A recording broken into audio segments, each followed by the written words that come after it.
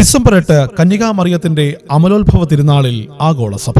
സർപ്പത്തിന്റെ തല തകർത്തവളും നന്മ നിറഞ്ഞവളുമായ കന്യകാമറിയം ഉത്ഭവ പാപരഹിതയാണെന്നുള്ള വിശ്വാസ സത്യം സാവധാനത്തിലാണ് തിരുസഭയ്ക്ക് വെളിവായത്. ഉത്ഭവ പാപത്തിന്റെ സാർവത്രികതയെ ഊന്നിപ്പറഞ്ഞിരുന്നവർക്ക് അമലോത്ഭവത്തെപ്പറ്റി ചിന്തിക്കാൻ കഴിഞ്ഞിരുന്നില്ല. ദൈവത്തിന് ആരെയും ഉത്ഭവ പാപത്തിൽ നിന്ന് ഒഴിവാക്കാവുന്നതാണ്. കന്യകാമറിയത്തെ പ്രസ്തുത നിയമത്തിൽ നിന്ന് ഒഴിവാക്കുക ഉചിതമായിരുന്നു. അതിനാൽ ഉചിതമായത് ചെയ്യുന്ന ദൈവം മറിയത്തെ അമലോത്ഭവയായി സൃഷ്ടിച്ചു. ഒരു പ്രൊട്ടസ്റ്റന്റ് കവിയായ വേഡ്സ്വർത്ത് പാപപങ്കിലമായ മനുഷ്യപ്രകൃതിയുടെ ഏക സ്തുതിപാത്രമേ എന്ന മറിയത്തെ അഭിസംബോധന ചെയ്തിരുന്നു. AD 1854 ഡിസംബർ 8 അവർണ്ണനീയ ദൈവം എന്ന തിരുവെഴുത്ത് വഴി 9 പീയൂസ് മാർപ്പാപ്പ അമലോത്ഭവ സത്യം ഇങ്ങനെ നിർവചിച്ചു: അഖണ്ഡവും പരിശുദ്ധവുമായ ത്രിത്വത്തിന്റെ സ്തുതിക്കും കന്യകയായ ദൈവമാതാവിന്റെ മഹത്വത്തിനും അലങ്കാരത്തിനും കത്തോലിക്ക വിശ്വാസത്തിന്റെ പുകഴ്ചയ്ക്കും കത്തോലിക്ക സഭയുടെ പ്രചാരത്തിനുമായി നമ്മുടെ കർത്താവ് ഈശോ മിശിഹായുടെയും പത്രോസ് പൗലോസ് ശ്ലീഹാമാരുടെയും നമ്മുടെയും അധികാരത്തോടുകൂടെ നാം ആദ്യാവസാനം ചെയ്യുകയും നിർവചിച്ച് പ്രഖ്യാപിക്കുകയും ചെയ്യുന്നു.